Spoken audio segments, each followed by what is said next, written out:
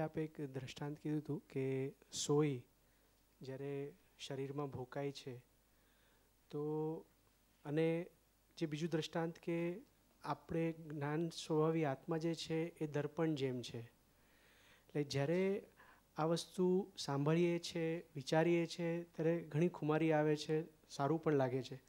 પણ હકીકતમાં જ્યારે એવી ઘટના બને છે ત્યારે જે વેદના ઉત્પન્ન થાય છે, તો એ વખતે આ દર્પણનું કઈ રીતે પ્રેક્ટિકલ એપ્લિકેશન કરવું? કારણ કે બધા જ વિકલ્પો એ વેદનામાં ઘૂસી જાય છે. ખૂબ જ સુંદર પ્રશ્ન છે. જ્ઞાન નિત્ય દર્પણ છે.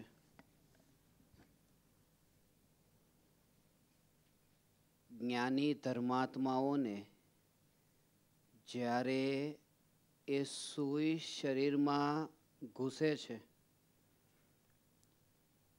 તો એ સમયે એ જાગૃતિ છે કે પૂતળામાં સૂઈ ઘૂસી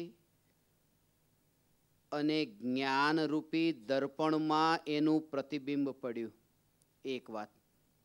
બીજી વાત કે એ સમયે જ્ઞાનીને ચીસ નીકળે કે નહીં? તો ચીસ પણ નીકળે.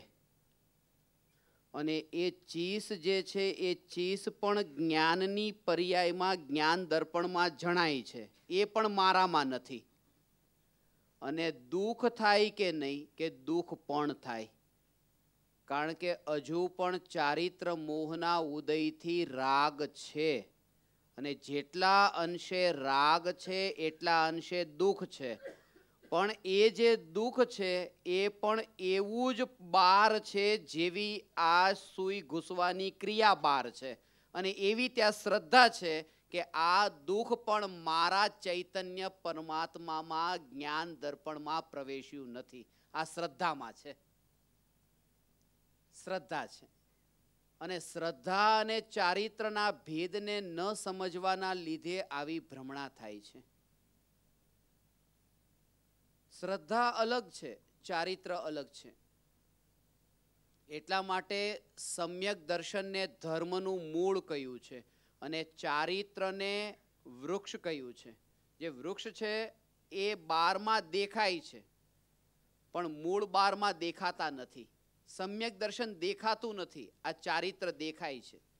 અને ઝાડ જે ટક્યું છે એનું મૂળ કારણ એના મૂળ જે જમીનમાં ફેલાયેલા છે એ.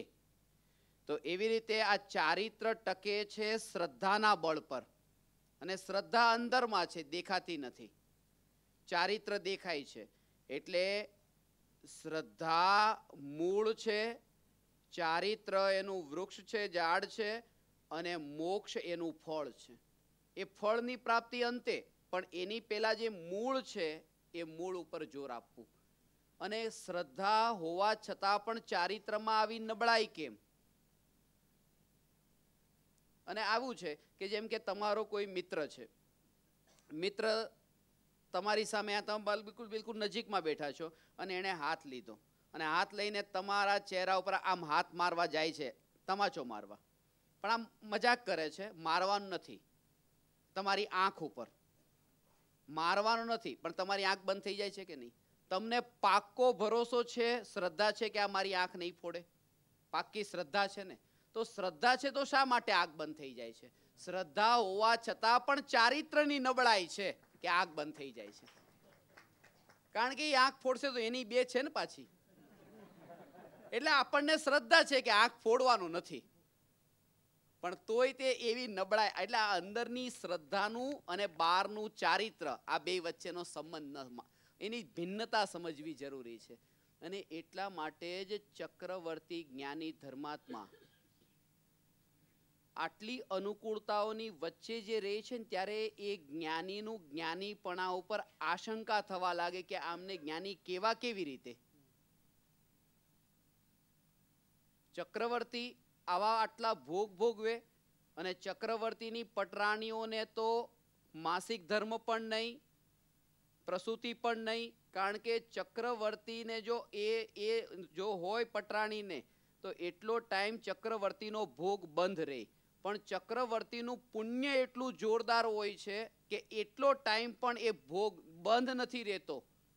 તો આટલું પુણ્યનો ઉદય અને ભોગ, પણ એ જે છે ને એ કોઈ પૂર્વના કર્મનો ઉદય છે. અને અંદરમાં જે ભેદ જ્ઞાનની ધારા ચાલે છે એ પુરુષાર્થ છે. એ પુરુષાર્થ છે. એટલા માટે બેયને જુદા સમજવા. એટલા માટે બધા સમ્યક દ્રષ્ટિ એક સરખા નહીં હોય. આપણે બહુ મોટી ભૂલ એ કરીએ છીએ કે જ્ઞાનીઓને માત્ર બહારથી જ ઓળખીએ. એટલે કોઈ જ્ઞાની જ્ઞાની લાગે ને કોઈ જ્ઞાની જ્ઞાની ન લાગે. બેયનું આચરણ અલગ હોય. ક્યારેય બે સમ્યક દ્રષ્ટિ એક સમાન નથી હોતા. 12માં અંદરમાં શ્રદ્ધા એક સમાન કે બંને પોતાને ત્રિકાળી ધ્રુવ જ્ઞાયક માને છે, પણ 12માં બંનેના ઉદય અલગ અલગ છે, જુદા જુદા ઉદય છે. અને એટલા માટે શ્રદ્ધા ઉપર જોર આપવું. અને એ દશા ત્યારે જ સમજમાં આવશે જ્ઞાની જ જ્ઞાનીને ઓળખી શકે. ગમે એટલી કોશિશ કરશું કે જ્ઞાની આવું કેમ, પણ એ પોતે જે જ્ઞાનને ઉપલબ્ધ થયા છે એ જ જાણે છે. આ ઉદયથી પોતાના ચૈતન્ય સ્વભાવ વચ્ચેનું ભેદ જ્ઞાન. એટલે કહ્યું હતું કે તૈયારી જ્ઞાનીને ક્ષણે ક્ષણે છે. પ્રત્યેક ક્ષણે તૈયારી છે. કે અહીંયા મહેલમાં રહે છે પણ તૈયારી છે. ભરત ચક્રવર્તીને કોઈએ પૂછ્યું કે આ 96,000 રાણીઓ ને આ 6 ખંડનો વૈભવ ને આની વચ્ચે આ આત્મા કેવી રીતે દેખાય છે એમ. તો કીધું કે ઠીક છે, અહીંયા આવો. તમારે બધો અમારો રાજમહેલ ને આ બધો વૈભવ જોવો છે? તો કે હા. તો તેલનો ભરેલો કટોરો આપ્યો અને પાછળ ખુલ્લી તલવાર. 2 માણસ કે આની પાછળ રહ્યો. એક ટીપું પણ ઢળે ને ત્યાં જ એની ડોક કાપી નાખો. અને એને બતાવો રાજ્યનો બધો વૈભવ બતાવો. આ સવારથી સાંજ સુધી બધો વૈભવ બતાવ્યો. અને પછી સાંજે પૂછ્યું એને કે કેવો લાગ્યો વૈભવ? તો કે મને તો તેલ સિવાય બીજું કંઈ દેખાતું નહોતું, કારણ કે પાછળ તલવાર હતી. જ્યાં મૃત્યુ નજરની સામે દેખાય છે ને ત્યાં વિષય ભોગોમાં આસક્તિ નથી. એટલે કે મારાપણાનો ભાવ નથી. અલિપ્તતા વર્તે છે. અને એ અલિપ્તતા છે ને એ જ ધર્મ છે. તમે ક્યાં બેઠા છો અને કેવા ઉદય છે, જોર એના ઉપર નથી. કારણ કે ઉદય પોતાના હાથમાં નથી. પોતાનો પુરુષાર્થ એટલો જ કે ઉદયથી ભેદ જ્ઞાન થાય કે આમાં મારું કંઈ નહીં.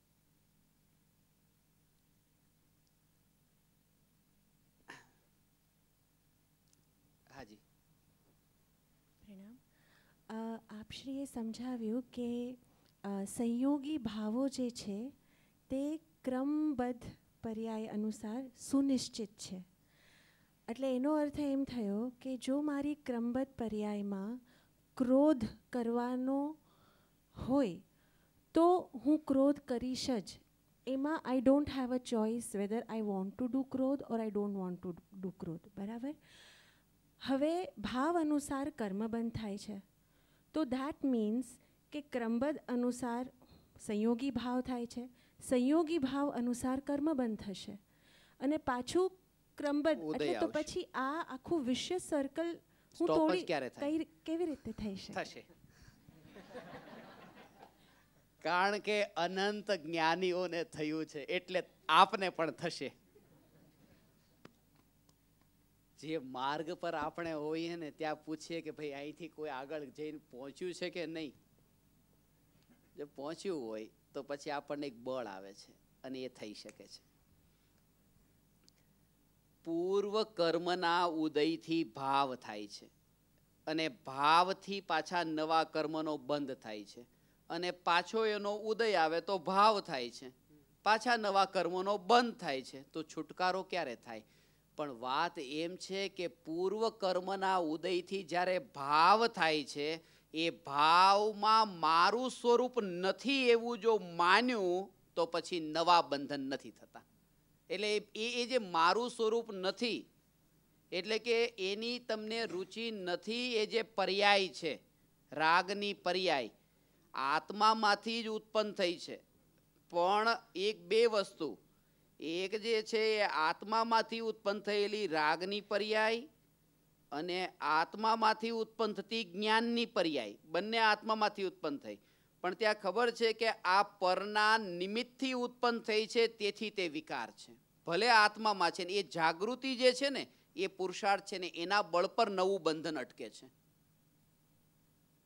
આપશ્રીએ તો કીધું કે પુરુષાર્થ પણ ક્રમબદ્ધ અનુસાર જ નિશ્ચિત છે, તો એમાં મારે તો કંઈ કરવાનું આવ્યું જ નહીં. બસ, તો કરવાનું આવ્યું નહીં તો હવે શું કામ કરવાનું? કંઈ કરવાનું નહીં, કારણ કે અંદર જ જવાબ ભરેલો પડ્યો છે કે મારે કંઈ કરવાનું આવતું નથી.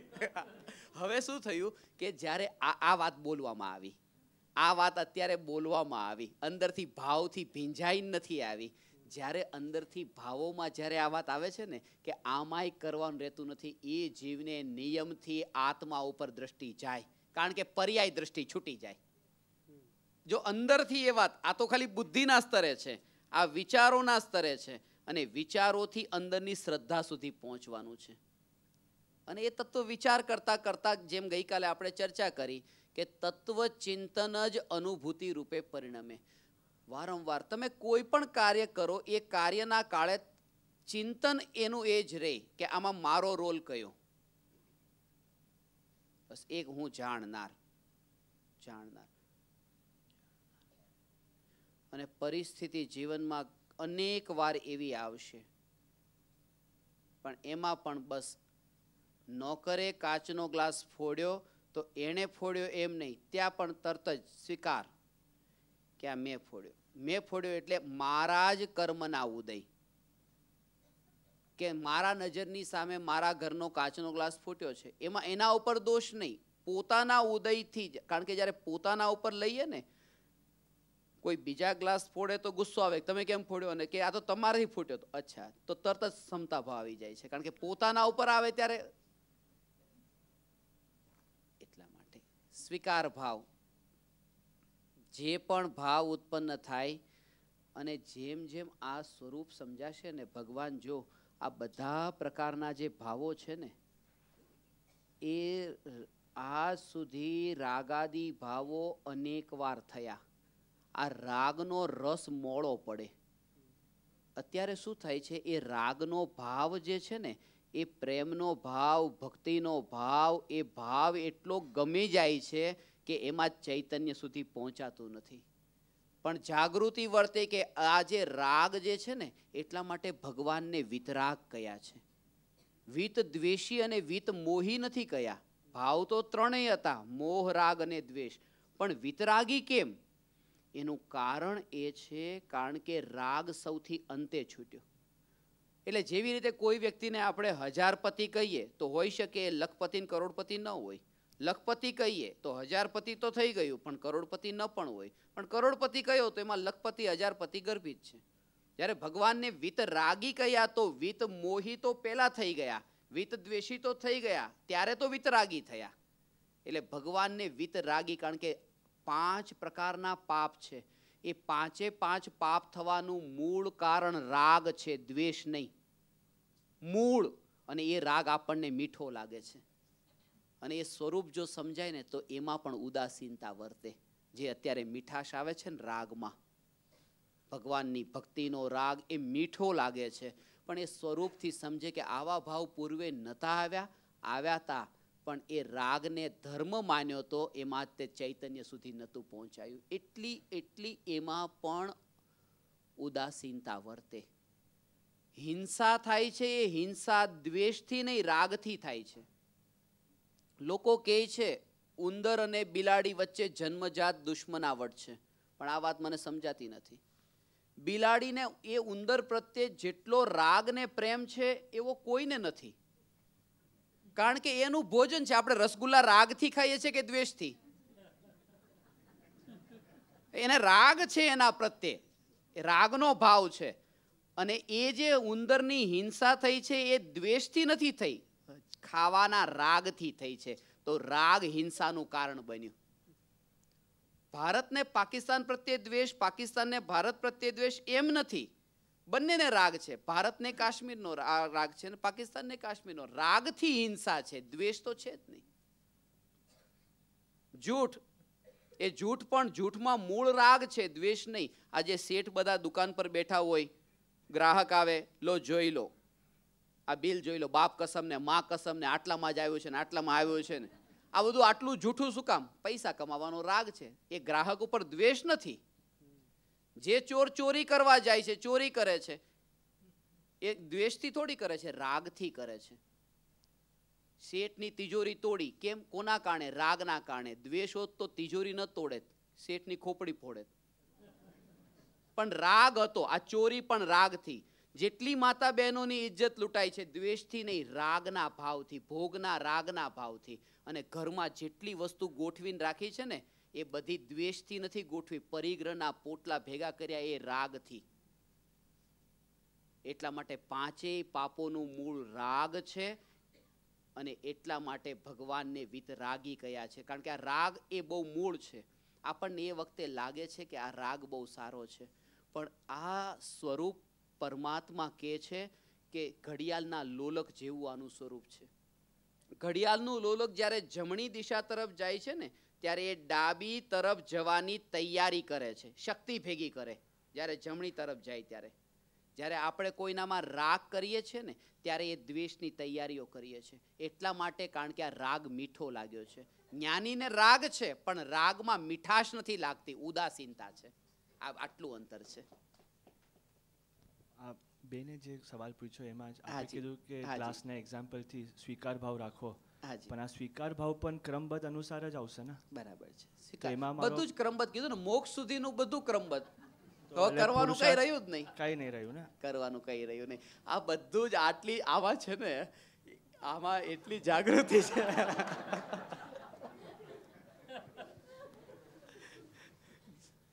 જાગૃતિ એમાં એટલું જ છે કે પોતાનું સ્વરૂપ જે છે ને, આ રુચિ અનુસાર જીવને. હવે આ સાંભળીને જીવની રુચિ ક્યાં છે, એને આ બધું સાંભળ્યું, સાંભળ્યા પછી એને સ્વચ્છંદી થવાનું રૂચ્યું કે ચૈતન્ય પરમાત્મા રૂચ્યો, એ જીવની હોનાર.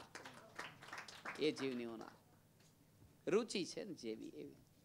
એટલે આપણા હાથમાં કાંઈ નથી. આપણા હાથમાં કેમ? ભગવાન આત્મા આપણા હાથમાં છે. ના ના, પણ આપણે એ સિવાય બીજું કઈ આપણા હાથમાં નથી. પણ આ જાણવું પણ ક્રમબદ્ધ અનુસાર. જાણવું ક્રમબદ્ધ અનુસાર. હા હા, એ રીતે. હું કોણ છું? હું કોણ છું? જે સ્વરૂપ છે ને, અને આમાં જે છે ને કે કંઈ પણ આગળ પાછળ થઈ શકતું હોત ને, તો ભગવાન કંઈક કરાવી દેત. હમણાં થોડા વખત પહેલા આપણી એક શિબિર હતી ધ્યાન ઉપર. એટલે મેં કહ્યું કે ચાલો હું તમને બધાને ધ્યાન કરાવું છું, બધા વ્યવસ્થિત બેસી જાઓ. એટલે બધા આમ કરીને બધા વ્યવસ્થિત બેસી ગયા. પછી કીધું કે આવી રીતે જો ધ્યાન કરાવી શકાતું હોત તો સમૂહ શરણમાં ભગવાન બધાને કરાવી દેત કે ચલો ધ્યાન કરો. પણ કોઈ કોઈને ન કરાવી શકે. જેને જગતથી ઉદાસીનતા અંતરમાં ભાસિત થઈ, એ જીવ જગતમાં હવે ઉપયોગને જે સમજ્યો છે ને, એ સમાઈ જાય છે. પછી સમજ્યો એ સમાઈ જાય છે. પછી એનો ફેલાવ ઘણો હોય, ગાડી બંગલા પૈસા ઘણું હોય. ચક્રવર્તી છે ને, ચક્રવર્તીની એક ગતિ કીધી ને કે ચક્રવર્તીની સંપદા સાથે જો મરણ થાય તો 7મા નરકે જન્મે છે. ફેલાવ્યો ફેલાવ્યો ફેલાવ્યો ફેલાવ્યો, ઘણો ફેલાવ કર્યો. નિયમથી 6થું નરક નહીં, 7મું નરક. પરિગ્રહના કારણે. પરિગ્રહથી આ ગતિ છે. નરકમાં જાય એ પરિગ્રહથી, હિંસાથી નહીં, જૂઠથી નહીં, ચોરીથી નહીં, કુશીલથી નહીં, પરિગ્રહથી. તત્વાર સૂત્રમાં નરકાયુના બંધનું કારણ પરિગ્રહ કહ્યું. એટલા માટે ભાવના તો એ ભાવી અત્યારે જેટલો ફેલાવ કર્યો હોય ને, આ દેહ છૂટે એના પહેલા આ પરિગ્રહથી મુક્ત થઈ જાઓ. કારણ કે એ બહુ મીઠો રસ લાગે છે, પણ યાત્રા અનંતની છે. અને અનંત આ જે તીર્થંકર પરમાત્માઓ કે જે રાજકુમારો મખમલ જેવા મુલાયમ ગાલીચા ઉપરથી પગ નીચે નહીં મૂકનારા હોય, જો આવી રીતે ધર્મ થઈ જતો તો શા માટે પછી એ વન જંગલના કાંટા કંકણમાં પગ મૂક્યો? કારણ કે અસારતા સમજાય છે. એટલા માટે એક વાત યાદ રહી, આપ સાધના કરો છો ને, અંતરમાં આધ્યાત્મિક અસંતોષ બન્યો રહેવો જોઈએ કે હજુ પણ બરાબર નથી, હજુ પણ, કારણ કે અંતરથી જે આહલાદ સ્વરૂપ જે અંદરથી કે બસ અત્યારે હું ચૈતન્ય માત્ર જ, ચૈતન્ય માત્ર, એવો ચૈતન્ય જ એક જ અંદરમાં, અને એનું જેટલું જોર અંદરથી ભગવાન આવશે ને એટલું જોર આવશે ને આ બધા ભાવો પરથી ઉદાસીનતા સહેજે, જોર દ્રવ્યનું જોર જોઈએ, એટલું દ્રવ્યનું જોર. અને એ ભૂતકાળના અનુભવથી બોધ લઈએ, આ અનંત ભવ એનો સાક્ષી છે. વિચાર કરીએ કે અત્યારે જે કરું છું આવું પૂર્વે અનંત કાળમાં ક્યારેય કર્યું હતું? જવાબ આવશે અનંત વાર કર્યું, જે અત્યારે થઈ રહ્યું છે. પણ જે નથી થયું ને એ પર્યાયથી ઉદાસીનતા અને દ્રવ્ય સ્વભાવના અંદરનું જોર, દ્રવ્ય સ્વભાવનું જોર અંદરનું. એટલા માટે નિજ ચૈતન્ય પરમાત્માથી મહાન કોઈ નહીં. જ્યારે આપણે આ પર્યાયની આટલી સૂક્ષ્મતાની વાત કરીએ ને ત્યારે સહજ રૂપે બહારથી છે ને છૂટા પડવાનું થાય. એટલા માટે ખાસ યાદ રહે કે જ્ઞાનીને ભાવના છે, અજ્ઞાનીને એ કે દેહ છૂટે એના પેલા મિથ્યાત્વ છૂટે, અને જ્ઞાની કે છે દેહ છૂટે એના પેલા પરિગ્રહના પોટલા છૂટે. અપરિગ્રહી થવાય, કારણ કે ત્યાં મુનિપણાનું લક્ષ્ય છે. જ્ઞાની પછીનું આગલું સ્ટેપ મુનિનું પર છે. એટલે કૃપાળુદેવ ભાવના ભાવે છે ને, અપૂર્વ અવસર એવો ક્યારે આવશે. પછી આગલું સ્ટેપ એ છે, આ બહુ ઊંડા રહસ્ય છે, અને એ જ્ઞાની અંદરમાં બધું અનુભવે છે, અનુભવે છે પરમાત્મા. જી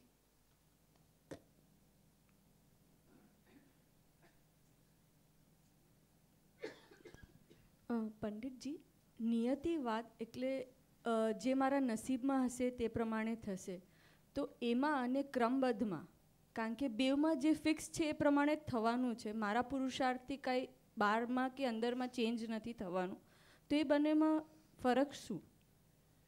નિયતિ પણ એક ક્રમબદ્ધનો જ અંશ છે. જેમ કીધું ને, ક્રમબદ્ધ પર્યાય જ્યારે કહીએ ત્યારે એમાં પાંચેય સમવાય મળેલા છે, તો એમાં નિયતિ પણ અંદર મળેલી જ છે. આ અલગ અલગ નહીં કરવા આ બધાને, આ તો સમજાવવા માટે આના ભેદ કર્યા છે. નહીં તો અલગ અલગ કરશું ને તો પેલા જેવું થઈ જશે, કંજૂસના હલવા જેવું, બદામ 300 રૂપિયા 500 રૂપિયાની કિલો ને એ ભેદ પાડશું તો આ બધું અભેદ છે એક સાથે. આ તો સમજાવવા માટે નિયતિથી કહ્યું, કર્મના ઉદયથી કહ્યું, કાળલબ્ધિથી કહ્યું, પુરુષાર્થથી કહ્યું, સ્વભાવથી કહ્યું. આ પાંચેય એક સાથે મળે છે ત્યારે એ ક્રમબદ્ધ પર્યાયની યોગ્યતાથી પર્યાય પ્રગટે છે.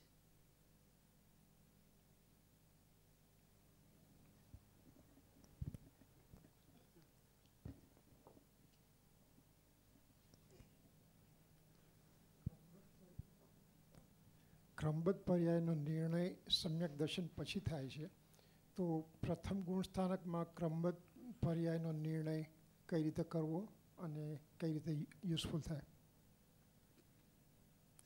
આપ કહો છો સમ્યક દર્શન પછી ક્રમબદ્ધનો નિર્ણય થાય છે, તો પ્રથમ ગુણસ્થાનમાં ક્રમબદ્ધનો નિર્ણય કેમ કરવો? સાચું સુખ મોક્ષમાં છે તો સંસારમાં સાચું સુખ કેમ લેવું?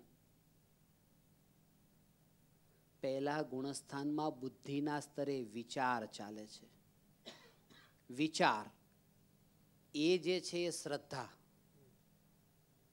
વિચાર જે છે એ જ્ઞાનનું કાર્ય છે. આ વિચાર તો બરાબર હોય, અને એ વિચાર ઉપર પછી જ્યારે શ્રદ્ધાનો સિક્કો લાગે છે ત્યારે પછી એ વિચાર જે છે ને એ વિચાર પછી ત્યાં એ જ્ઞાન, સમ્યક જ્ઞાન રૂપે પરિણમે છે.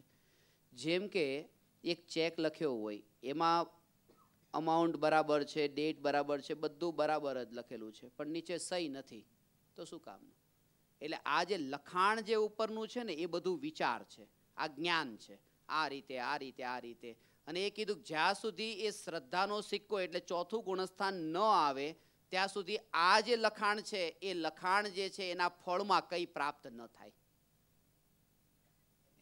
અને સહી કોના ઉપર કરશું? લખાણ ઉપર જ સહી થશે. એટલે લખાણ નકામું નથી પાછું, કારણ કે કોણ કોરા ચેક ઉપર સહી કરીને આપી દે? પેલા લખાણ તો હોય ને. તો એ જ્ઞાનમાં વિચાર ચાલે છે, અને વિચાર જે ચાલે છે એના ઉપર શ્રદ્ધાનો સિક્કો લાગે છે. જ્ઞાનનું કાર્ય જે છે એ વિચાર કરવાનું છે અને શ્રદ્ધાનું કાર્ય છે એ વિચાર ઉપર સિક્કો મારવાનું છે.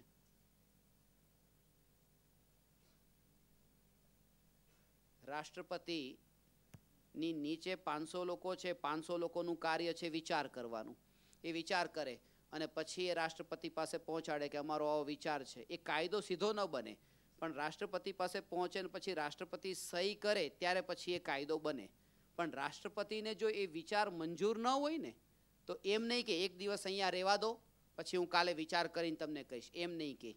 એ કહેશે આ લઈ જાઓ પાછું, ફરીથી તમે વિચાર કરો. એટલે તમારું કામ તો વિચાર કરવાનું જ છે, મારું નથી. મારે તો જ્યારે પણ કરવાની છે ત્યારે સહી જ કરવાની છે. એટલે જ્ઞાન ક્યારેય સિક્કો નથી મારતું, એ વિચાર જ કરે છે. અને શ્રદ્ધાને માન્ય ન હોય તો ફરીથી હજી જ્ઞાન વિચાર કરે છે. પણ શ્રદ્ધાનું તો એક જ કામ છે, સિક્કો મારવાનું. અને જ્યારે સિક્કો લાગે છે ત્યારે સમ્યક દર્શનનું મોક્ષ માર્ગ પ્રગટવું થાય છે. પંડિતજી, આપે સમજાયું કે એક દ્રવ્ય બીજા દ્રવ્યને સ્પર્શતું નથી. આપે કીધું ને કે જમીન અને પગ પગને જ સ્પર્શે છે, જમીન જમીને જ. એટલે મારે સમજવું છે કે પરિણમન એકબીજાનું ન થાય પણ સ્પર્શ પણ ન થાય, એટલે કઈ રીતે? બહુ સરસ.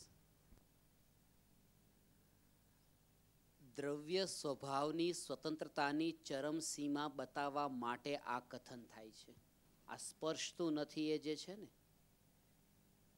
પૂદગલમાં સ્પર્શ નામનો ગુણ તો હોય છે.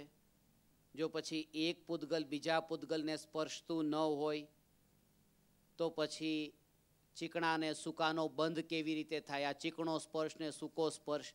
પણ આ જે કથન છે ને એ વખતે જ ખુલાસો કર્યો કે ઉત્પાદ વ્યય અને દ્રવ્ય એની અંદર ને અંદર થાય છે અને બીજા પરમાણુના ઉત્પાદ વ્યય દ્રવ્ય એના સ્વતંત્ર થાય છે. એટલે ઉત્પાદ વ્યય દ્રવ્ય એક પરમાણુના બીજા પરમાણુના ઉત્પાદ વ્યય દ્રવ્ય એ બે સ્વતંત્ર છે. એ અપેક્ષા એ બેયને એકબીજા સાથે સ્પર્શવું નથી. આ સ્પર્શવું એટલે પેલું ફિઝિકલ સ્પર્શવું નહીં લેવું. આ સિદ્ધાંતિક વાત છે કે એ રીતે બે આટલા સ્વતંત્ર છે. આપણા શરીરમાં પણ એ જે પરમાણુઓ છે, પરમાણુઓ આવે છે ને પરમાણુઓ જાય છે. એક એક પરમાણુની સ્વતંત્રતા. એટલા માટે જે કહ્યું ને કે અત્યારે આપણે જે આ શરીરના પરમાણુઓ છે એ પરમાણુઓ જ્યારે વિખરાય છે, આ પરમાણુને પણ આપણે ઓળખતા નથી. જ્યાં બીજે જગ્યાએ જન્મ થાય ને પછી અહીંયા લાવીએ તેને ઓળખતા નથી. એટલે એકવાર આ પરમાણુનું નિરીક્ષણ એ રીતે પોતે બેસવું એક જગ્યાએ અને શરીરને મોકલવું બીજી જગ્યાએ, દૂર મોકલવું. અને આવ્યું જ્યારે સ્વભાવથી ભગવાન ભેદ જ્ઞાન કરશો ને તો અંદરથી ખ્યાલમાં આવશે. કેમ ખબર છે કે આ સ્વભાવ અંદરથી જાગૃતિ. દીકરો અમેરિકામાં છે અને માં છેલ્લી ઘડીએ છે. માને એવો ભાવ આવ્યો કે દીકરાને બોલાવવું. દીકરાને બોલાવ્યો, દીકરો આવ્યો હોસ્પિટલમાં, માની પાસે તે પથારીમાં બેઠો છે ને ત્યાં આવી રીતે હાથ પર હાથ રાખ્યા છે. જ્ઞાનીને એ સમયે એટલી જાગૃતિ વર્તે છે કે એ દીકરો અમેરિકા હતો ત્યારે જેટલો દૂર હતો અત્યારે પણ એટલો જ દૂર છે, થોડો પણ નજીક નથી આવ્યો. આ સ્વભાવનું જોર વર્તે છે. અને એક સાથે નહીં હો, આખી જીવનમાં તમે આ રીતે અંદરમાં ગૂંથાઈને રહેજો. જીવનભર જેણે સાધના કરીને અંતે એનું પરિણામ પણ એ આવશે. આ છેલ્લી ઘડીએ આપણે તૈયારી કરવાની કોશિશ, એટલે મૃત્યુની રાહ નહીં દેખતા. અત્યારથી તે હું ચૈતન્ય પરમાત્મા, આખું જીવન જેવા વિચાર હોય ને મોટા ભાગે તો એ જ ગડપણમાં, એ જ છેલ્લી ઘડીએ. એક ભાઈને હમણાં જ મુંબઈમાં તાવ આવ્યો, એટલો બધો તાવ, 101, 102 ને 103 તાવ થઈ ગયો. 103 તાવ થઈ ગયો. કોઈ કે 103 થઈ ગયો તો કે બસ હવે વેચી નાખો. શેર બજારમાં હતા, હવે આખો ભાવ વધે, એમાં આ ભાવ વધ્યો, બસ 101 હતો 102 થઈ ગયો 103, હવે કે વેચી નાખો. બોલ્યા ને તરત જ દેહ છૂટી ગયો. ત્યાં જ તે શું લઈને ગયા, શું પ્રાપ્ત થાય છે છેલ્લે? અને આ રહસ્યથી કેમ બોધ નથી લેતા? બસ એટલા માટે તે જ્ઞાની છે ને હવે સમજ્યો તે સમાઈ ગયો, હવે સમાતો જાય છે. આ વાક્ય અંદરથી કોતરી નાખજો. જે સમજ્યો છે તે સમાતો જાય છે, સમાય છે, પછી તે ફેલાતો નથી. કારણ કે જીવનના રહસ્યને ઓળખી લીધું છે. હવે ફેલાતો નથી ભગવાન. પંડિતજી, આપણે જીવનમાં જે મને સત્સંગનો લાભ મળે, સેવા મળે, એમાં હું જો એ વિચાર કરું કે મને આ ગુરુ કૃપાથી મળે છે તો મારી ગુરુ ભક્તિ વધે છે. પણ જો એમ વિચાર કરું કે આ મારા કર્મમાં હતું અને મારો ઉદય હતો એટલે મળ્યું, તો એ ભાવ નથી રહેતો અને કાં તો અહંકાર તરફ પણ જવાનું થઈ જાય. તો આ કેવી રીતના? ભક્તિનો ભાવ તો અત્યારની ભૂમિકામાં જ્યાં છો ને ત્યાં જોઈશે. ભક્તિ વગર શું થશે? ભક્તિ તો જોઈશે, નહીં તો સ્વચ્છંદતા આવશે. કોરું કોરું, સૂકું સૂકું, એકલું જ્ઞાન, ડ્રાય નોલેજ. તુલસીદાસજી એક બહુ સરસ વાત કહી છે. ભક્તિની વાત આવીને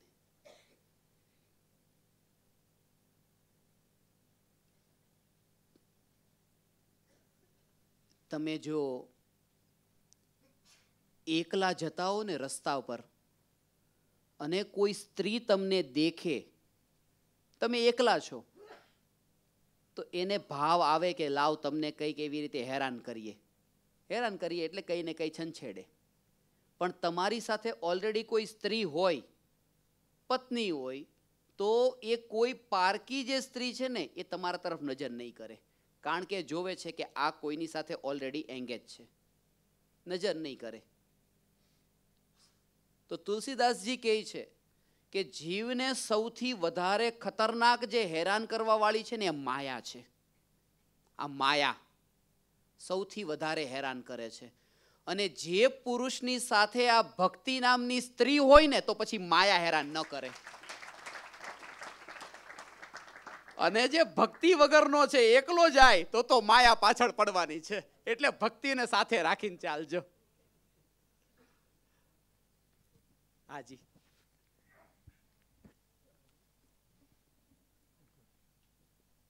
આપણે તમે જ્યાં એકચ્યુઅલી ત્રિકાળી ધ્રુવ સ્વભાવમાં એકતા થાય, પર્યાય એમાં લીનતા કરે, ત્યારે સમ્યક દર્શન અને કેવળ જ્ઞાન અને સિદ્ધ દશા પ્રાપ્ત થાય. એમાં લીનતા થઈ જાય ને બહાર ન આવે તો. હવે સાહેબ, હવે જે ત્રિકાળી સ્વભાવનું જે લક્ષ્ય અંદર એકતા કરવાની છે, એ જે એકતા કરવાની છે, તો આપણે બહાર જોઈએ છે તો દરેક વસ્તુ, જે કોઈ પણ વસ્તુ લ્યો, ઇવન તમે મરચું કે ખાંડ લ્યો કે ગોળ લ્યો, તો એના સ્વભાવમાં જો છે 100% છે અને વ્યક્ત છે. આમાં કેવી વિચિત્રતા છે કે આપણે સ્વભાવના આવા ધારક છીએ અને પર્યાયમાં એમાં એકતા કરવાની છે જે સહજ રૂપે થવી જોઈએ, પણ આ સ્વભાવની વ્યક્તતા નથી. અને કેમ ગમે એવું અંદર શું એને પુરુષાર્થ કેવી રીતે? સાચી વાત છે ભગવાન, આપની વાત સાચી છે. આવું થાય, અંતરની જિજ્ઞાસા છે ને તો જરૂર થશે પરમાત્મા. જો ભગવાન એવું છે આ કે ભૂતકાળમાં જે છે ને, ભૂતકાળમાં ભોગવેલા ભોગો એનું સ્મરણ છે. અને હવે જઈ રહ્યા છીએ આત્માના વિશે પ્રવચન સાંભળીએ, તત્વ વિચાર ને એ બધું. એટલે તરત જ ભોગો તો છોડીને આવ્યા, હવે અહીંયા આવીએ છીએ અને અહીંયા પ્રવચન સાંભળીએ છીએ, જઈએ છીએ આત્મા તરફ. પણ પાછું એ ભૂતકાળના ભોગોથી મળેલું સુખ હતું ને એ યાદ આવે છે અને એ પાછું ખેંચીને લઈ જાય છે. હજી અહીંયા પહોંચ્યા ન હોય એના પહેલા જ તે. એટલા માટે કહ્યું કે એ ભૂતકાળમાં ભોગવેલા ભોગો, એ ભોગોની અસારતાનો બોધ થાય. અસારતાનો બોધ થાય ને અસારતાનો બોધ જે છે એ એટલે આપણે અનુભવથી શીખ લેવાની. આ સમયે શું થાય કે જે સમયે આ વિચાર ચાલે છે ને, હવે જો કે પહેલા આપણે 10 રસગુલ્લા ખાધા, હવે પહેલું રસગુલ્લું ખાધું હતું ને 5 દિવસ પહેલા તો આનંદ આવ્યો હતો, બીજામાં આનંદ થોડો ઓછો, ત્રીજામાં ઓછો, પછી 10મામાં તો બિલકુલ આનંદ ન આવ્યો. હવે જ્યારે 5 દિવસ વીતી ગયા, પાછું રસગુલ્લું સામે આવ્યું તો ખાવાનો ભાવ કેમ આવે છે? આનંદ તો આવ્યો નહોતો. તો એનું કારણ છે આપણું ચિત્ત છે ને એ પહેલા રસગુલ્લાવાળી ઘટના જે ઘટી હતી ને એને યાદ કરે છે, 10મા વાળાને યાદ નથી કરતું.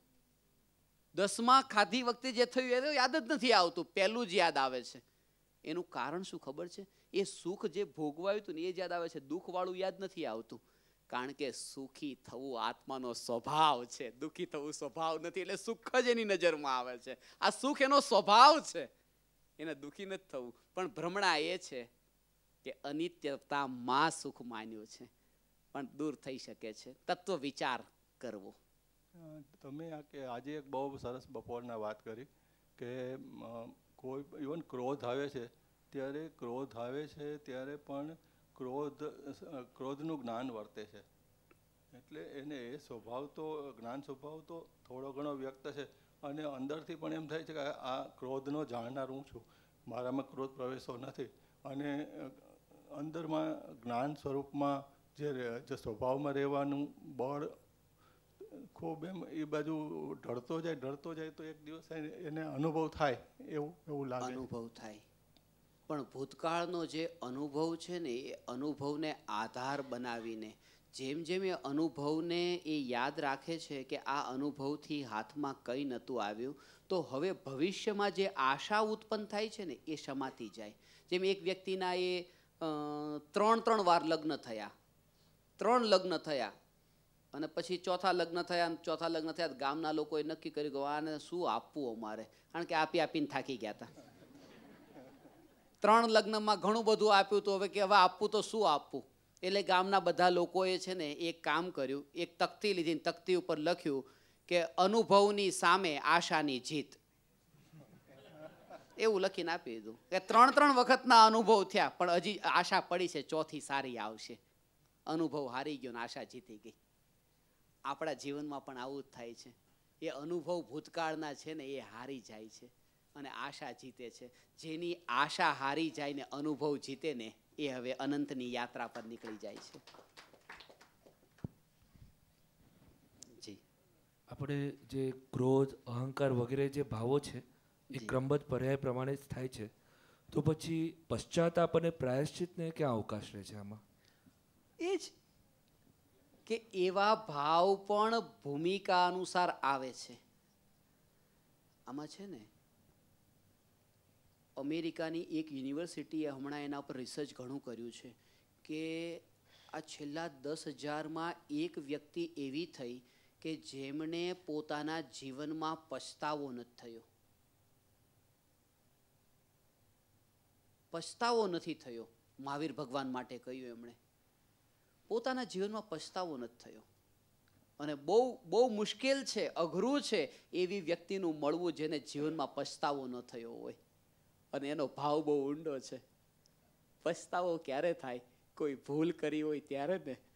ભગવાન કહે છે જાણવા સિવાય અનાદિથી બીજું મેં કંઈ કર્યું જ નથી. તો ભૂલ શેની?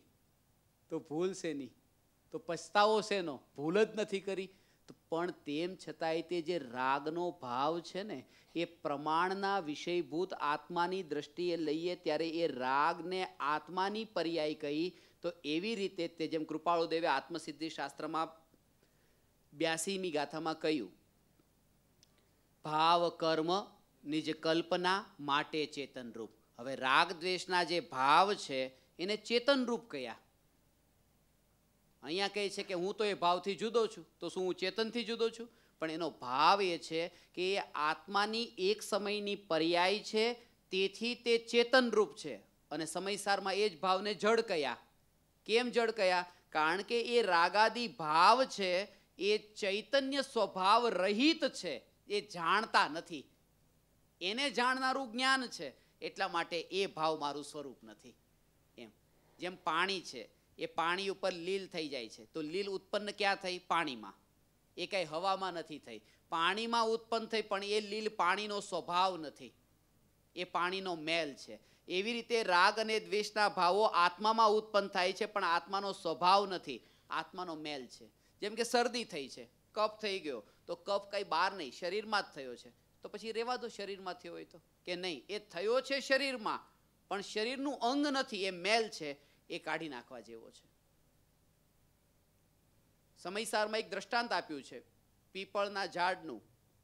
એ પીપળના ઝાડમાં જે લાખ થાય છે, એ લાખ થાય પીપળના ઝાડમાં, એ ઉત્પન્ન થઈ પીપળમાં, અને જેમાં ઉત્પન્ન થઈ પછી શું થાય, લાખના કારણે એ ઝાડનું થડ ખવાઈ જાય અને ઝાડ પડી જાય. તો એ લાખ જેમાં ઉત્પન્ન થઈ એ લાખે એનો જ ઘાત કર્યો. એવી રીતે રાગ અને દ્વેષના ભાવ આત્મામાંથી ઉત્પન્ન થાય છે અને આત્માનો જ ઘાત કરે છે. તેથી એને હે કહ્યા છે. તેથી એને આ રીતે આત્માની પર્યાયની અપેક્ષાએ કહ્યા છે. પેલી જે વાત છે ને એ પરમ શુદ્ધ નિશ્ચય નહીંની વાત છે, કે જેમાં રાગ દ્વેષ છે જ નહીં. અને આ રાગ દ્વેષ છે ને પ્રાયશ્ચિત ને પ્રતિક્રમણ ને જે કહ્યું છે, તો એ બધું પ્રમાણના વિષયભૂત આત્માની દ્રષ્ટિએ વાત છે. જે એમ કીધું ને કે દ્રષ્ટિ તમે આના ઉપર કરો, તો આ રાગ દ્વેષ વાળા ઉપર નહીં, આત્મામાં છે રાગ દ્વેષ, પણ જ્યારે દ્રષ્ટિ કરવાની વાત આવે તો એ પર્યાય સાથે દ્રવ્ય હોય છે, પણ પર્યાયને દ્રષ્ટિમાં લેવાનું નથી.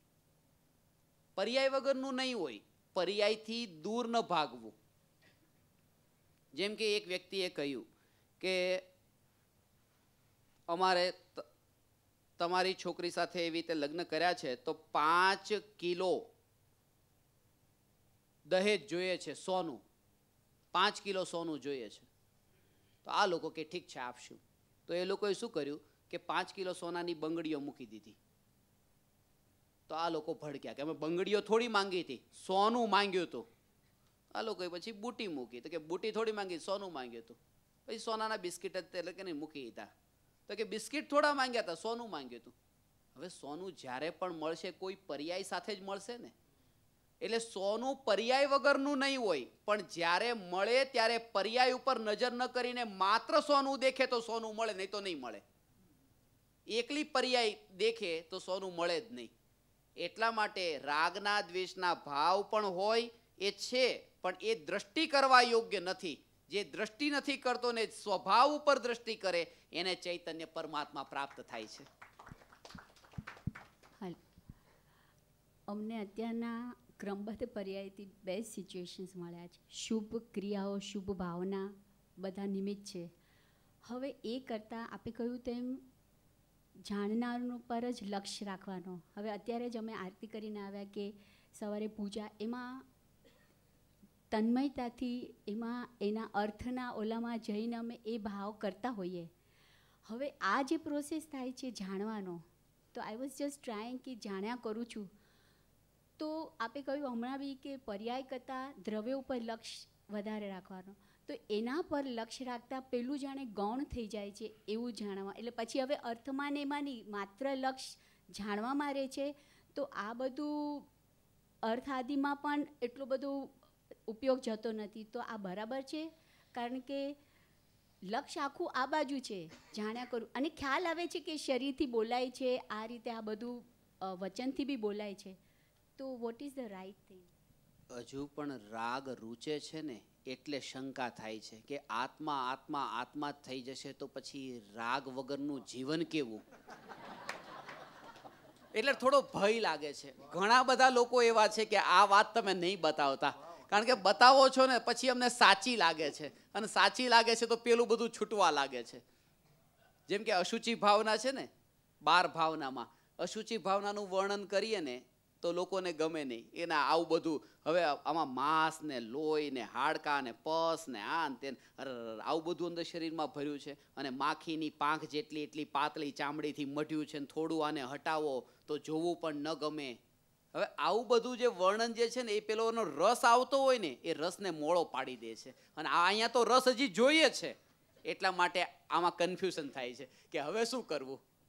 અમે જાણનારમાં જાગૃતિ રહી છે, પણ પેલો રાગનો રસ મોળો પડે છે. જેમ પેલી એક કથા અમે વાંચી હતી કે એક ભાઈને મરણ પથારી ઉપર હતા ને એમણે પછી એમ કે વ્હીલ તૈયાર કર્યું હતું, ગામના લોકોને ભેગા કર્યા અને પછી બધાને કહ્યું કે આવો આવો આવો. બધા લોકોએ કીધું કે શું છે? તો કે આજે વ્હીલ કરવાનું છે, તૈયાર બધું બનાવીને તૈયાર કરીને રાખ્યું હતું. કહી દીધું બધા લોકોને કે મારી પાસે જેટલું છે એમાંથી 50% મારી પત્નીને, 20% એક છોકરાને, 20% બીજા છોકરાને, 10% જે વધે એ બધું ગામના લોકોને. પછી એમણે બધા એવું ગામના લોકોએ પૂછ્યું કે છે કેટલું, તો શું શું છે? કે કંઈ નથી. તો તો કે કંઈ નથી, તો આ બધી આટલી મહેનતને માથાકૂટ શા માટે કરી? કે એટલા માટે કે મેં સાંભળ્યું છે કે લોકો મરે ત્યારે વ્હીલ બનાવે છે. તો વ્હીલ બનાવ્યા વગરનું મરવું કઈ મરવું છે? અજ્ઞાનીઓને લાગે રાગદ્વેષ કર્યા વગરનું જીવવું કઈ જીવવું છે? એટલા માટે એને ચેન નથી પડતું. ચૈતન્ય સ્વભાવ રૂચો. તો અજ્ઞાનીને આશ્રમમાં સંવર નિજરા હોય, જે અકામ નિર્જરા કઈ છે એ તો હોય છે, પણ જે નિર્જરા મુક્તિનું કારણ છે એ નથી. અને એવી એટલે છઠાળામાં કહ્યું ને, કભી અકામ નિર્જરા કરે, ભવન ત્રિકમે સુરતન ધરે, વિષય ચાહ દા વાનલ દયો, મરત વિલાપ કરત દુઃખ સયો. વધારે વધારે અકામ નિર્જરાથી કરી કરીને સ્વર્ગમાં દેવ થાય છે. અને મરણ થવાના સાંભળ્યું ને 6 મહિના પહેલા ગળામાં જે હોય ને, કઈ માળા?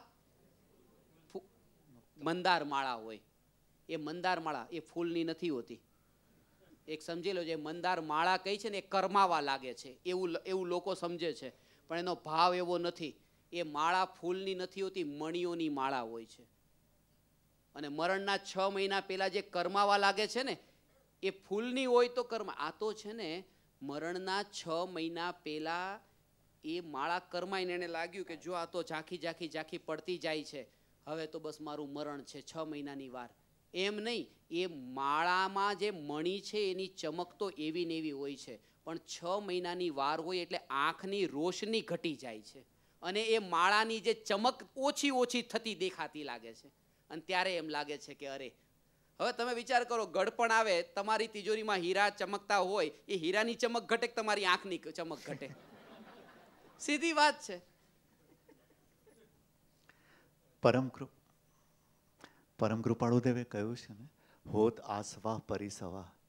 તો આ આશ્રમની ક્ષણ ધારો કે આવે, ક્રોધ મોહની કશાયનો ઉદય થયો, તો જ્ઞાની ભગવાન તો એવું શું કરે છે કે આશ્રમની ક્ષણ સંવર નિજરામાં પલટાય છે? અને પુરુષાર્થ સાથે કર્ણાનું યોગ કે પહેલા સમયે બીજા સમયે કર્મની સામે શું કરે એ જરા વિગત સમજવી છે. આશ્રવને કાળો નાગ કયો, આ રાગના ભાવને આગ કયો છે. અને એ રાગ તો હજી રૂચ્યો. જ્યારે શાસ્ત્રમાં કહ્યું ને રાગ છોડવા યોગ્ય છે, રાગ આત્માનો સ્વભાવ નથી, ત્યારે એમાં એવા ભેદ નથી પાડ્યા. શુભ રાગ ને અશુભ રાગ, પ્રશસ્ત રાગ ને અપ્રશસ્ત રાગ, વિતરાગી પ્રત્યેનો રાગ ને રાગી પ્રત્યેનો રાગ. એમ કહ્યું કે રાગ આત્માનો સ્વભાવ નથી. અને જ્યારે સ્વભાવ નથી એવું જાણ્યું તો તરત જ પછી એનાથી દ્રષ્ટિ હટીને પછી ચૈતન્ય સ્વભાવ પર દ્રષ્ટિ જાય છે. રાગ માત્ર સ્વભાવ નથી. હવે એ રાગનો ભાવ જે છે એ સ્વભાવ નથી, એ ક્ષણભંગુર છે. એવું જ્યાં જાણ્યું તો એ પરભાવ કયો, કારણ કે એ પરના લક્ષ્ય થવા વાળો ભાવ છે. અને જ્ઞાની જ્યારે ક્રોધ આવે ત્યારે જાગૃત નથી રહેતા. આપણે ભૂલ એ કરીએ છીએ કે એ પાણી આવે ત્યારે પાળ કેમ બાંધવી, બધા એ જ પ્રશ્ન પૂછે કે ક્રોધ આવે ત્યારે શું કરવું. નહીં, એના પહેલા તે પાળ બાંધીને રાખવી. અને પાળ બાંધીને એટલે કે દિવાલ કરીને રાખી. જેમ કે એક વ્યક્તિ છે કે અહીંયા પાણી આવી જતું હતું, એટલે પાણીથી બચવા માટે એણે ચારેય બાજુથી દિવાલ કરીને રાખી, મજબૂત દિવાલ. અને 10 દિવસ સુધી પાણી આવ્યું નહીં. પણ 10 દિવસ પછી જ્યારે પાણી આવ્યું ત્યારે આ દિવાલ કામમાં આવી કે નહીં? કારણ કે પાણીથી બચ્યો એ. 10 દિવસ સુધી કોઈ દિવાલ કામમાં ન આવી, પણ 10 દિવસે તો કામમાં આવી ને. 10મા દિવસે 10 દિવસ સુધી વ્યર્થ ગઈ એ દિવાલ. એમ નથી, એ 10 દિવસમાં એક પળ પણ એવી નથી કે દિવાલ કામમાં ન આવી હોય. 10મા દિવસે તો દિવાલે એ વ્યક્તિને પાણીથી બચાવ્યો, અને 10 દિવસ સુધી પાણી આવશે તો શું થશે એની ચિંતાથી બચાવ્યો. નકામી નથી ગઈ. અને જ્ઞાનીને એ દિવાલ બસ હોય છે, પ્રતિ ક્ષણે હોય છે. ક્રોધ નથી હોતો ત્યારે ને હોય છે ત્યારે. નથી હોતો ત્યારે પણ જ્ઞાની નિશ્ચિંત છે, કારણ કે આવે તો પણ ચિંતા નથી, દિવાલ પહેલેથી થઈ ગયેલી છે. એ દિવાલ ઉપર જોર આપવાનું છે. કર્મ ઉદયમાં આવ્યું તો ફળ તો આપશે જ ને? હા, કર્મના ઉદયથી ક્રોધ થશે. કર્મના ઉદયથી ક્રોધ થશે, પણ એ જે ક્રોધનો ભાવ ઉત્પન્ન થયો છે ત્યાં એમ માને છે કે આમાં આનંદ મનાવવા યોગ્ય નથી.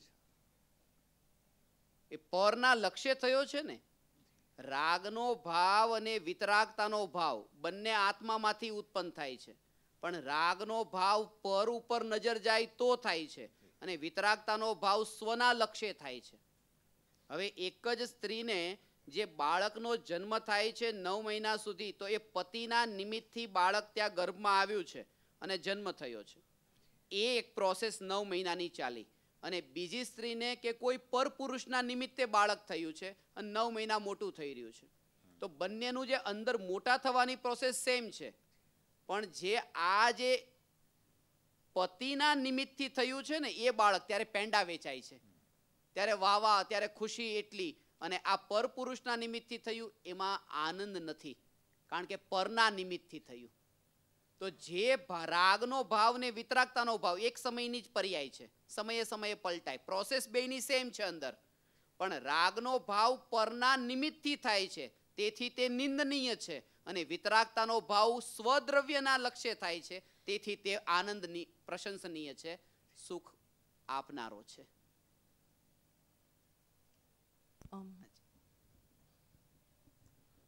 કહેવાય છે કે શ્રી આઈમુત્તા મુનિ આદિને પશ્ચાતાપને પ્રાયશ્ચિતના ભાવથી કેવળ જ્ઞાન થયું છે.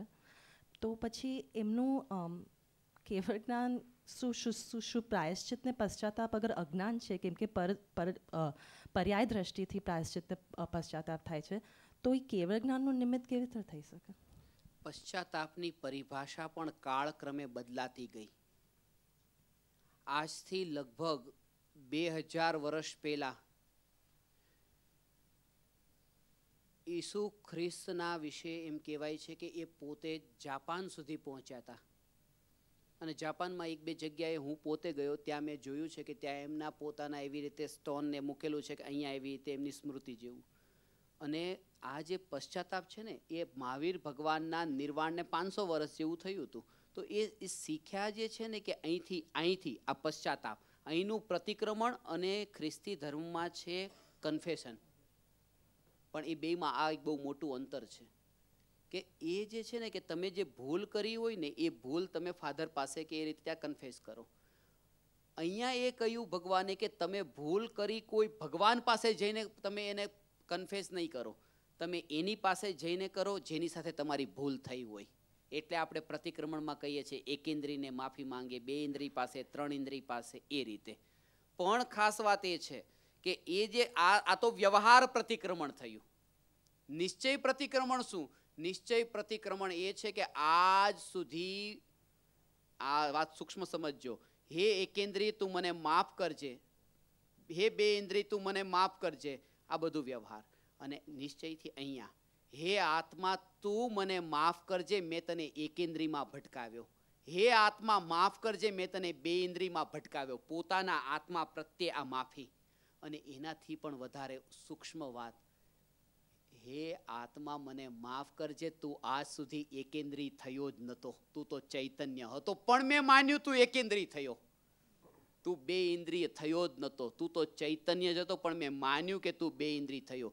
આવી જે મારી શ્રદ્ધાની ભૂલ, એને પ્રતિક્રમણ ભૂલ દૂર થઈ અને પોતાને ચૈતન્ય માત્ર માને, એ અસલી પ્રતિક્રમણને એના ફળમાં જીવ કેવળ જ્ઞાન સુધી પહોંચે છે.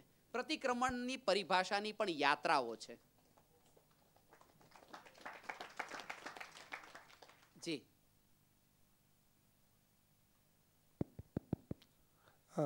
જેમ કાચની સામે વસ્તુ હોય તો જ એનું પ્રતિબિંબ પડે છે, આપે કીધું હતું. અને કેવળ જ્ઞાનમાં સર્વ દ્રવ્યની અનંતી પર્યાયો જણાય છે, પણ એ પર્યાયો હજી પર્યાય રૂપે થઈ નથી. અનંતી જે આવવાની છે છતાં પણ એમાં જે જણાય છે, ઝળકે છે કેવળ જ્ઞાનીને, તો એ બિકોઝ ઓફ ધીસ જે ક્રમબદ્ધ, જેમ કે દરેક દ્રવ્ય પ્રી પ્રોગ્રામ્ડ હોય, ક્રમબદ્ધ એની આ પર્યાયો થવાની છે, એટલે એ પ્રી પ્રોગ્રામ દ્રવ્યને કેવડી જાણે છે અને એટલે માટે એનું શું પરિણમન થવાનું છે જણાય છે કેવળ જ્ઞાનમાં, કે કઈ રીતે? જ્ઞેયોથી જ્ઞાન થતું નથી. જ્ઞેયથી જ્ઞાન થતું નથી, જ્ઞાનની ઉપાદાનગત યોગ્યતાથી જ્ઞાન થાય છે. હવે જ્ઞેય એ સમયે હાજર હોય તો જ્ઞાન થાય એમ નહીં. જેમ કે જો ગઈકાલે ગુસ્સો આવ્યો, પછી ગુસ્સો આવ્યો, આજે પ્રવચન સાંભળ્યું, ત્યારે પછી ગુસ્સો આવ્યો ત્યારે ગુસ્સાને જાણવાવાળી જ્ઞાનની પર્યાય એ સમયે હતી. એક ગુસ્સાનો ભાવ ક્રોધનો ભાવ થયો અને જ્ઞાનની પર્યાય એ ભાવને જાણ્યો. હવે આજે જે છે આજે ક્રોધની પર્યાય નથી, પણ પ્રવચન સાંભળ્યા પછી યાદ આવ્યું ખરેખર ગઈકાલે જે ગુસ્સો કર્યો હતો ને કરવા જેવો નહોતો, ન કર્યો તો સારું હતું.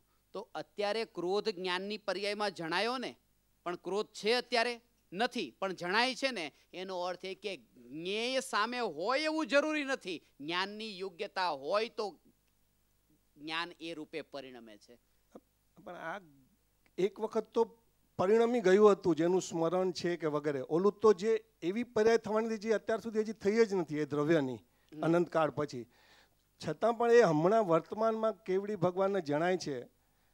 તો એ is it because of that કે જે એ દ્રવ્યનું પ્રી પ્રોગ્રામ પ્રમાણે આ ટાઈમે આ પર્યાય થવાની છે, જેમ નિશ્ચિત છે, નિશ્ચિતતા એ જાણે છે. નિશ્ચિતતા ને એ જ્ઞાનની પોતાની આ સ્વતંત્રતા. જો આને એક આ રીતે સમજીએ કે મીઠું છે, હવે એ મીઠું જીભ પર મૂક્યું અને ખારાપણાનું જ્ઞાન થયું. તો ખારાપણાનું જ્ઞાન થયું તો આત્મા તો મીઠાને સ્પર્શતો જ નથી. તો ખારાપણાનું જ્ઞાન આત્માએ જાણ્યું કેવી રીતે કે આ ખારું છે? આત્મા તો કોઈને સ્પર્શતો નથી, અસ્પર્શી છે. સમયસારની 14મી 15મી ગાથામાં અબદ્ધ સ્પૃષ્ટ ભગવાન આત્મા કયો. તો આત્મા જ્યારે એ કોઈને પરને સ્પર્શતો નથી તો કેમ જ્ઞાન થયું?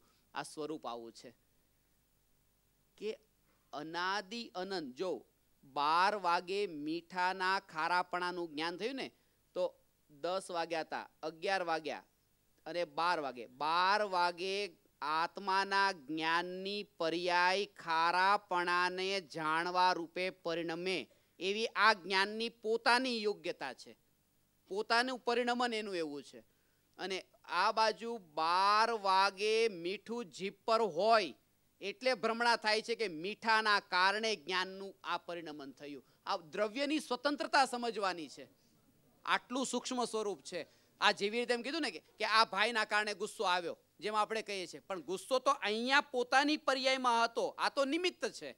એવી રીતે મીઠું પણ નિમિત્ત છે અને યોગ્યતા જ્ઞાનની પોતાની તે સમયની. એટલે છે ને ભગવાન આ જે કંઈ પણ ચાલે છે ને એ બધું સામેની સાઈડથી તો ચાલતું જ નથી, અહીંથી જ ચાલે છે. સામે તો બધા નિમિત્તો છે, એમાં કંઈ નથી. जी, जैसे आपने बोला है कि भेद ज्ञान करते करते आत्मा का अनुभूति होता है, तो भेद ज्ञान एक क्षयोपक्षम ज्ञान है. तो क्षयोपक्षम ज्ञान तो पर है, तो आत्मा को स्वभाव कैसे उसको स्पर्श करता है? और अगर आत्मा को स्पर्श करता है पर क्षयोपक्षम ज्ञान से, तो ये तो पर ज्ञेय है. पर ज्ञेय तो आत्मा स्वभाव में होता नहीं है. सूक्ष्म बात है. एमा એવું છે કે ક્ષયોપક્ષમ જ્ઞાનને જ્ઞેય કહ્યું છે સમયસારની 31મી ગાથામાં. દ્રવ્યેન્દ્રિય ભાવેન્દ્રિય અને ભાવેન્દ્રિયના વિષયોથી જે જ્ઞાયકને જુદો અને અધિક એવો જુદો જાણે છે તે જીતેન્દ્રિય જીન છે એ કહ્યું. પણ જ્યારે જે જ્ઞાનની પર્યાય આ જાણે છે ને, એટલા માટે મોક્ષમાર્ગ પ્રકાશકમાં આનો ખુલાસો કર્યો છે. વિસ્તારથી એનું વિવેચન બધું ત્યાંથી તમને મળશે. મોક્ષમાર્ગ પ્રકાશકના 7મા અધિકારમાં પાના નંબર 215 ઉપર આ વાત લખી છે ગુજરાતીમાં. અને એમાં એનો ખુલાસો કર્યો કે નિર્વિકલ્પ અનુભૂતિ એટલે નિર્વિકલ્પ થવું એનો અર્થ નિર્વિચાર થવું નથી. અને વિચારનો અર્થ જ્ઞાન છે. છદ્મસ્ત જીવને જ્યાં સુધી પણ જ્ઞાન છે એ વિચારપૂર્વકનું જ હોય છે. અને એ જે ક્ષયોપક્ષમ જ્ઞાન કહ્યું ને એ ઇન્દ્રિયોના માધ્યમથી પ્રવર્તતું એવું. અને આ જે છે એ અતિન્દ્રિય જ્ઞાનની વાત ચાલે છે, ઇન્દ્રિયાતીતની વાત ચાલે છે. એટલે એનું સ્વરૂપ બે અલગ અલગ સમજવું પડશે. તો कैसे पहुंचेगा वो क्षयोपक्षम ज्ञान इतीन्द्रिय ज्ञान को कैसे प्रकट कैसे होएगा? अब वो कैसे बताऊं, कैसे होगा? देखो, अगर पर से होता है तो एक सभी द्रव्य स्वतंत्र है ना. प्रत्येक द्रव्य स्वतंत्र है, एक द्रव्य दूसरे द्रव्य का कुछ भी नहीं करता और नहीं कर सकता है। ये द्रव्य की स्वतंत्रता का सिद्धांत है। जैसे कि अभी आंख से हम नहीं देखते, कान से नहीं सुनते, ज्ञान से जानते हैं, फिर भी व्यवहार की भाषा ऐसी होती है कि मैंने इनको आंख से देखा, मैंने ये प्रवचन कान से सुना। ये व्यवहार की भाषा है, और जो व्यवहार की भाषा है उस भाषा को हम निश्चय का स्वरूप मान लेवे तो वो भी एक मिथ्यात्व है। इसलिए इसके संबंध में यदि विशेष अध्ययन करना है तो प्रवचन सार की 172 नंबर की गाथा का अभ्यास करना, उस पर अलिंग ग्रहण के 20 बोल आएंगे, वो विस्तार से सब समझ में आ जाएगा कि आत्मा इंद्रियों के माध्यम से जानने में नहीं आता है, और यहाँ तक कि आत्मा इंद्रियों से जानता भी नहीं है, वो ज्ञान से जानता है और ज्ञान से जानने में आता है। वो स्वभाव है आत्मा का। आत्मा के गुण सब जड़ है कि क्या है? पर्याय पुद्गल है। आत्मा के गुण जड़, आत्मा के गुण जो भी है अनंत गुण है। वैज्ञानिक गुण जो भी है वो चेतन है। चेतन है। जीव अजीव ज्ञान सब चेतन है। એમાં એવું છે, આ થોડી સૂક્ષ્મ વાત સમજવા જેવી છે કે જાણવાનું કાર્ય કોણ કરે છે? જ્ઞાન કરે છે કે આત્મા? જ્ઞાન કે આત્મા?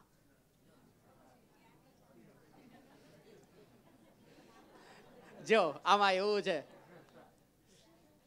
જાણવાનું કાર્ય છે ને, જેમ કે જો શ્રદ્ધાનું કાર્ય છે માનવાનું, જ્ઞાનનું કાર્ય છે જાણવાનું, ચારિત્રનું કાર્ય છે સ્થિર થવાનું, તો પછી જાણવાનું કાર્ય કોનું થયું? કારણ કે આત્મા જો જાણવાનું કાર્ય કરે તો આત્મામાં તો અનંત ગુણ છે, અનંતે અનંત ગુણ જાણવાનું કામ નથી કરતા, એકમાત્ર જ્ઞાન ગુણ જાણવાનું કામ કરે છે. પણ તેમ છતાંય તે આ જવાબ ખોટો. હવે સમજજો એનું કારણ. આ બહુ રહસ્ય ઊંડું. જ્ઞાન જાણે છે, બાકીના ગુણોમાં જાણવાનું કાર્ય થતું જ નથી, પણ તેમ છતાંય તે એ છે રહસ્ય. જેમ કે આંખ છે, આંખનું કાર્ય દેખવાનું છે. આંખ એટલે એક શરીરનું અંગ, જ્ઞાન એટલે આત્માનું એક અંગ. એમ તો આંખનું કાર્ય દેખવાનું છે. જેમ કે નેમીભાઈ અહીંયા બેઠા છે, નેમીભાઈની આંખ મને દેખી રહી છે. આપણે કોઈને એમ કહેશું કે નેમીભાઈની આંખે મને જોયો? એમ કહેશું નેમીભાઈએ મને જોયો. તો એવી રીતે જ્ઞાન જાણવાનું કામ તો જ્ઞાન કરે છે, પણ કહેવાય છે આત્મા જાણે છે. અને એનું કારણ શું એ પણ સમજી લઈએ. કારણ કે જેમ કે નેમીભાઈની આંખ મને દેખે છે, પણ નેમીભાઈની આંખ શરીરથી અલગ પડીને, છૂટી પડીને મને નથી દેખતી, એ શરીર સાથે અભેદ રહીને મને દેખે છે. એટલે એમ કહેવાય કે નેમીભાઈએ મને દેખ્યો. અલગ પડે તો દેખી ન શકે. એવી રીતે જ્ઞાન આત્મા સાથે અભેદ રહીને જગતને જાણે છે, એટલે એમ કહેવાય છે કે આત્મા જાણે છે. આ એનું રહસ્ય છે.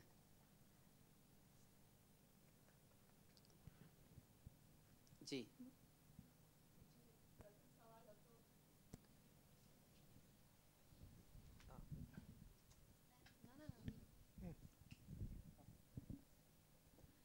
પહેલો સવાલ હતો રાજુભાઈનો કે સોય વાગે, અને એના જ અનુસંધાનમાં પૂછવું છે કે તો જ્યારે એનેસ્થીઝિયા આપે અને આખાને આખો કાપે છે તો ત્યારે જ્ઞાન ગુણ જાય છે ક્યાં? શું થાય છે? ત્યાં જ હોય છે, ક્યાંય નથી જતો.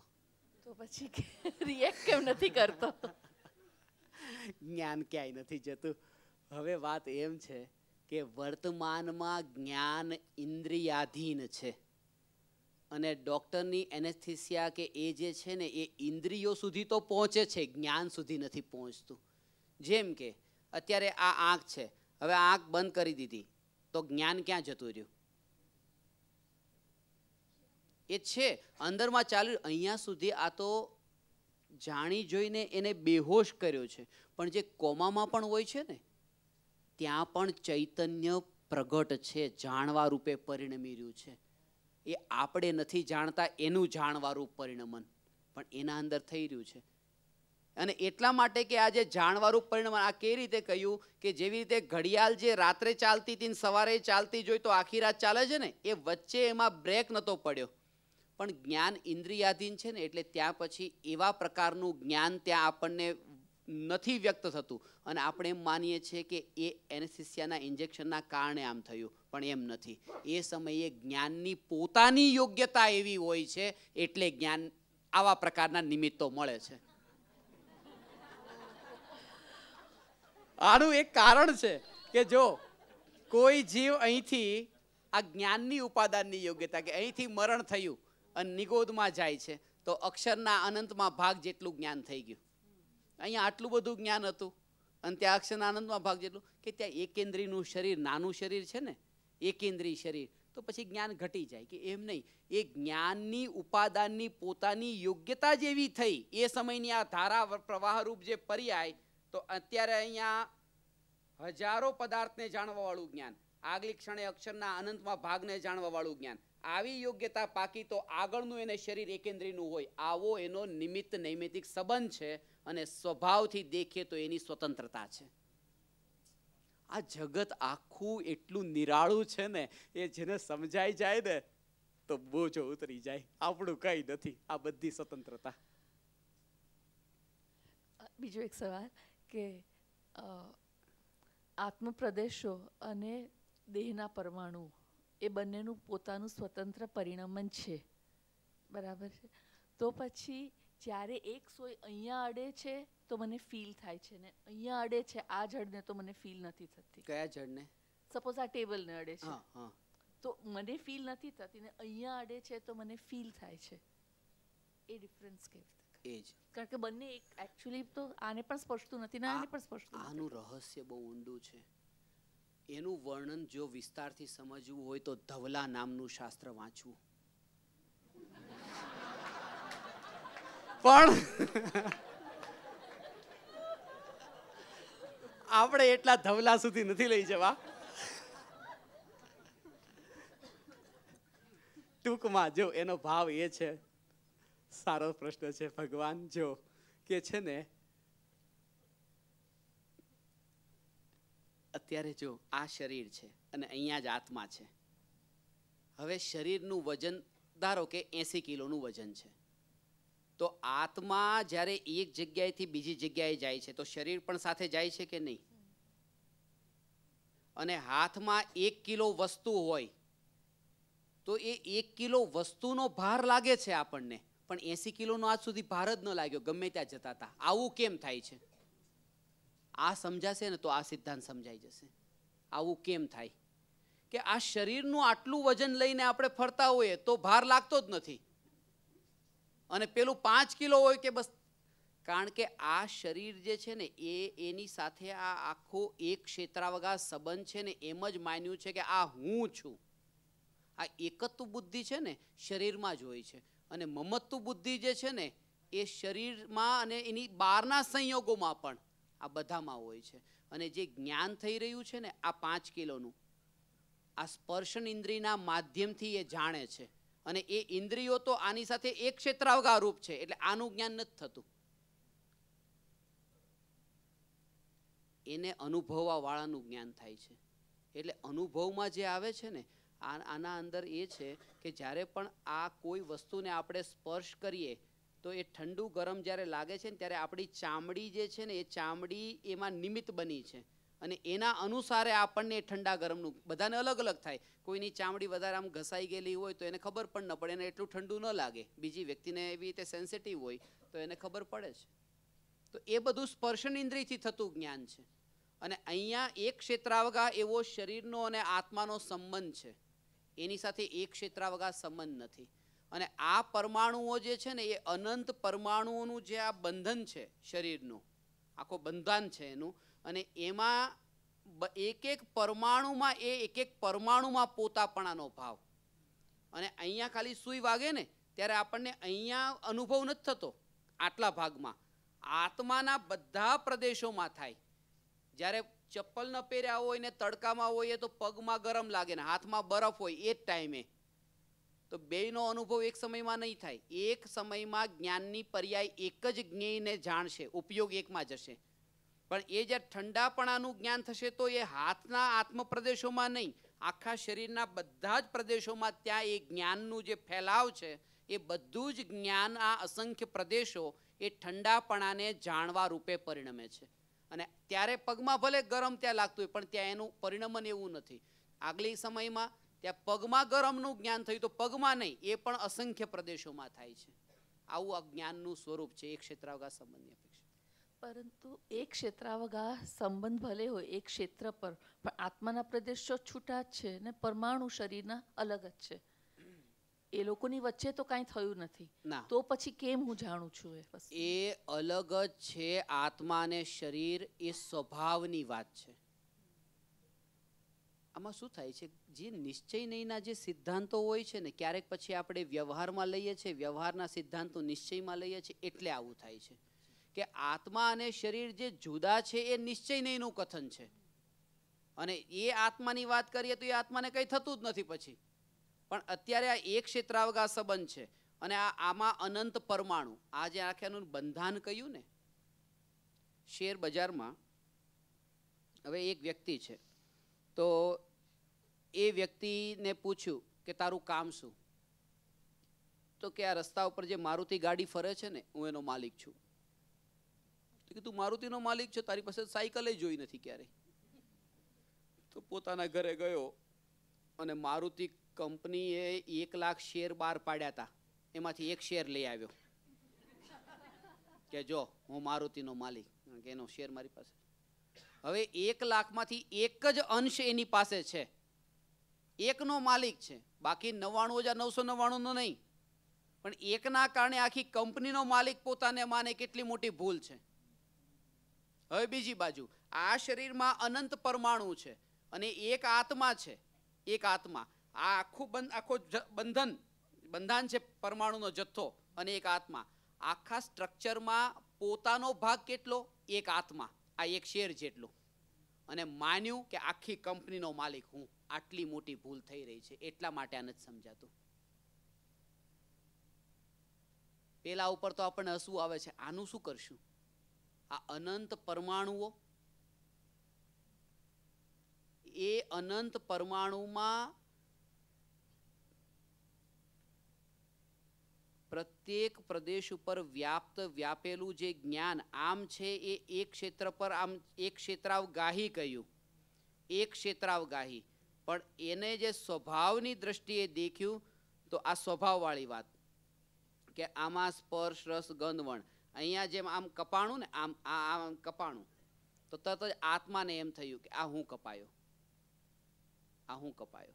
અને એ કોઈ એને શીખાડવું નથી પડતું. નિગોદિયા જીવ હોય ને તો ત્યાં પણ એ કપાય ને એના એ કંઈ એને આપણે કંઈ જ્ઞાન નથી, પણ એને એક શ્વાસના 18મા ભાગમાં એ હું જન્મ્યો, હું મર્યો, હું જન્મ્યો, હું મર્યો, આ જન્મ મરણનું. એટલા માટે નરકના દુઃખ કરતાં નિગોદના જીવનું દુઃખ વધારે છે. નિગોદનું દુઃખ વધારે છે, કારણ કે નરકમાં તો જીવનનું દુઃખ છે, જીવનનું. અને નિગોદમાં જન્મ મરણનું દુઃખ છે. હું જન્મ્યો ને હું મર્યો, હું જન્મ્યો ને હું મર્યો. આપણે આટલા વર્ષોમાં એકવાર મરણ આવે તો કેવું થાય છે? હવે એને તો એક શ્વાસ લઈ એટલી વારમાં 18 વાર જન્મ્યો ને મર્યો, જન્મ્યો ને મર્યો. એટલે આ દુર્લભતા જે છે ને સમજવા જેવી છે. આ અવસર હાથમાં એટલો ઉત્તમ અવસર છે કે ક્યાંથી ફરતા ફરતા એ અનંત ભવમાં બધી જગ્યાએ કેટલા કેટલા જન્મ મરણ, જન્મ મરણ, જન્મ મરણ, અને ત્યાંથી ફરતા ફરતા અહીંયા આ જે મનુષ્યનો ભવ, આટલો ઉત્તમ આ દેહ, આટલી બહારની અનુકૂળતાઓ, આટલો યોગ મળ્યો ને આ મનુષ્ય ભવ ગયો. તો જેવી રીતે મણી એ સમુદ્રમાં ગયા પછી ફરીથી બહાર કાઢવો જેટલો અઘરો છે, એક મણી સમુદ્રમાં ગયા પછી બહાર કાઢવો જેટલો અઘરો, એટલો જ આ મનુષ્ય ભવ એકવાર ગયા પછી પ્રાપ્ત થવો અઘરો છે. અને એની દુર્લભતા જે જાણે છે ને, હવે એને રસ અહીંથી બસ એ સમેટાઈ જાય એટલા માટે છે ને, જો વૈરાગ્યવાળી દશા છે ને, કૃપાળુદેવ કહે છે કે વૈરાગ્ય જીવને પ્રગટ થવો એ બહુ મોટી વાત નથી, પણ પ્રગટ થયેલો વૈરાગ્ય રૂચવો જોઈએ. આને રૂચતો નથી, એને તકલીફ લાગે છે કે આ ક્યાં ભાવ આવી ગયા. રૂચે અને એ અંદરમાં એ લાગે ધન્ય છે આ ઘડી, ધન્ય છે આ ઘડી. અને ત્યારે જ્ઞાનીઓના વચનનો આદર કર્યો. એની પેલા હાથ જોડતા હતા ને, આ બધું ઠીક હતું, એ કોઈ ભક્તિ નથી. એટલા માટે જ્ઞાન માર્ગ અને ભક્તિ માર્ગ કયો છે? તો જ્ઞાન માર્ગમાં તો એ કહ્યું કે જે ભગવાનને જે કહ્યું ને, જ્ઞાન માર્ગ ને ભક્તિ માર્ગમાં કહ્યું કે ભગવાન જેમાં બોલનારા છે અને ભક્ત જેમાં સાંભળે છે એનું નામ જ્ઞાન માર્ગ. આ બધું ભગવાનની વાણી કરે છે, ભક્ત સાંભળે છે, આ જ્ઞાન માર્ગ. અને જેમાં ભક્ત બોલે છે અને ભગવાન સાંભળે એનું નામ ભક્તિ માર્ગ. હવે ભક્ત જે બોલે છે, એ જે બોલવું છે ભક્તને, જે કાંઈ પણ ભગવાનના કેવળ જ્ઞાનમાં ખબર છે કે નહીં? પણ ભગવાન જે કહેવા માંગે છે ને, જે કહે છે દિવ્ય ધ્વનિમાં, એ ભક્તને નથી ખબર. એટલા માટે સમજવા જેવું છે કે ભક્તિમાં હોય પણ લેપાવાનું વધારે ન હોય. ભગવાનનું જ્ઞાન પ્રાપ્ત કરવું આપેલું તો કે ભગવાનની ભક્તિ નહીં કરવાની, કે ભગવાન દ્વારા પ્રરૂપિત જે તત્વ જ્ઞાન છે એ જ્ઞાનને પ્રયોગમાં ઉતારવું, એ જ ભગવાનની ભક્તિ છે.